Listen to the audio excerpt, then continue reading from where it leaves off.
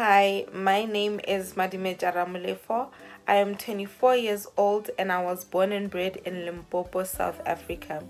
I am a recent graduate of Wits University and I study theatre and performing arts. Wits University is located 4 hours away from my hometown in Johannesburg, which means that I've had to obviously move to a whole new province in order for me to be closer to the university. And I stayed off campus.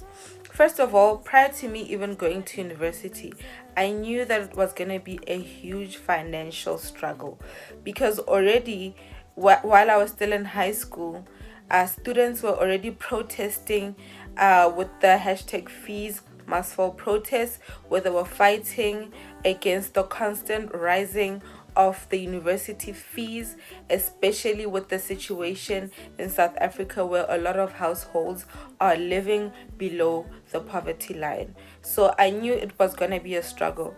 And me looking at all these university kids who were studying things and courses that were considered to be scarce and very serious, they were struggling financially, and here I am with aspirations to go study the arts.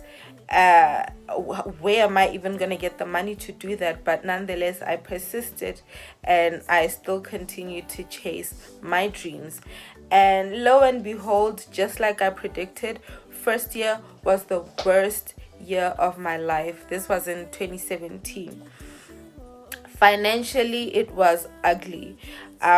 I didn't get any type of financial aid scheme. I didn't get any type of bursary, so that meant any type of financial need had to come out of my single mother's pocket. So I accumulated a lot of debt in terms of tuition. My tuition amounted to about 50K. This included all of the interests that I accumulated because of not paying my tuition throughout the whole entire year. But I had no choice. Like, I just had to stay in university and, just see what the future has in store for me.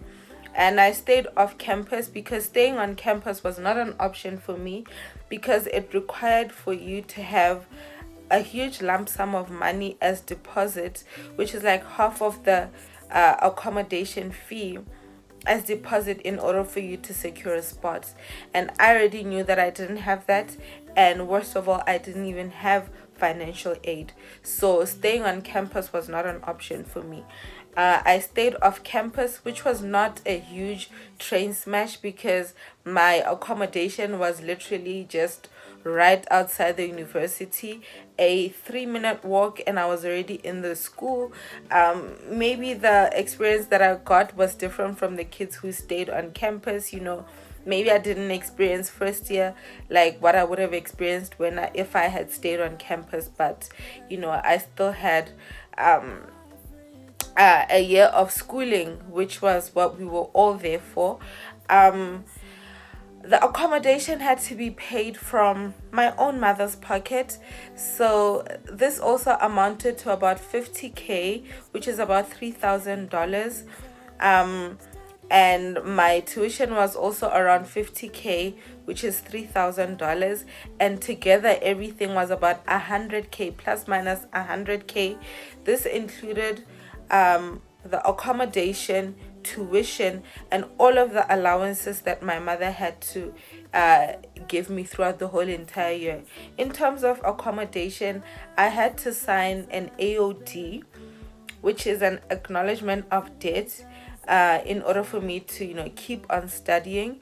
And at the end of the year, my mother had to take out a loan so that she could pay all of that debt in order for me to come back and continue my studies, because you cannot continue your studies if you still have debt from the previous year. So she had to get a loan. But luckily for me, in my second year, I reapplied for financial aid and I was so stressed, but I got it.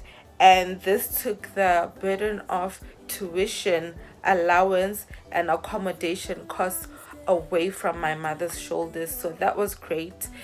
We didn't have to pay any of that in my second year all the way until when I graduated. I graduated 6 months late because of the interruption of COVID, which is why I graduated last year instead of 2020. But at the end of the day, I still graduated.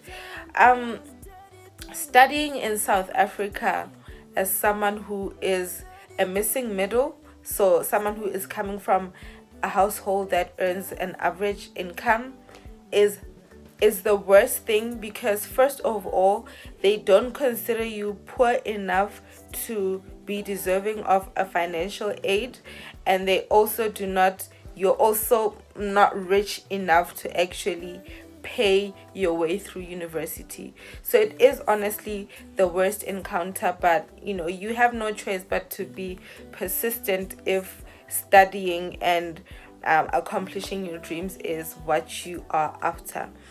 It was so weird to walk around university and see how different you are from the other kids who are in university. In your own class, you will have a child that is driving your mother's dream car, and then you will have a child that is sleeping in the school libraries because she cannot afford an accommodation. That is how much inequality there was in the university and in the classes in general. So studying in South Africa, the experience is different depending on where you come from financially. Now that I have completed my studies in theater and performing arts, obviously my main priority now is to make sure that I get my art off the ground. That means I'm gonna have to work as an entrepreneur, a businesswoman, a freelancer for the rest of my life, because of how precarious my career is and how it is not dependent on any type of solid institution to give you a job. So it was obviously gonna be hard. It's something that I knew from the onset, and it's something that I've always been prepared for. It's not easy to find a job, whether you are studying art, whether you're studying administration. Unless you have a scarce skill in South Africa, it's gonna be very difficult for you to find a job. The youth unemployment rate, it's higher than it's ever been before. The youth is unemployed, people are living in poverty, so you are literally depending on yourself to make it in this life, because the government is not going to help you. There is no type of institution that is going to help you. You literally have to pick yourself up and do everything by yourself. Living in South Africa is the most debilitating thing if you are not strong-willed. So you really have to be strong-willed to get through university. You have to be strong-willed to even live life outside of university. So I would say it's very difficult as a student as a youth to just exist in South Africa and just to keep your spirits alive in terms of the things that you want to do for your life.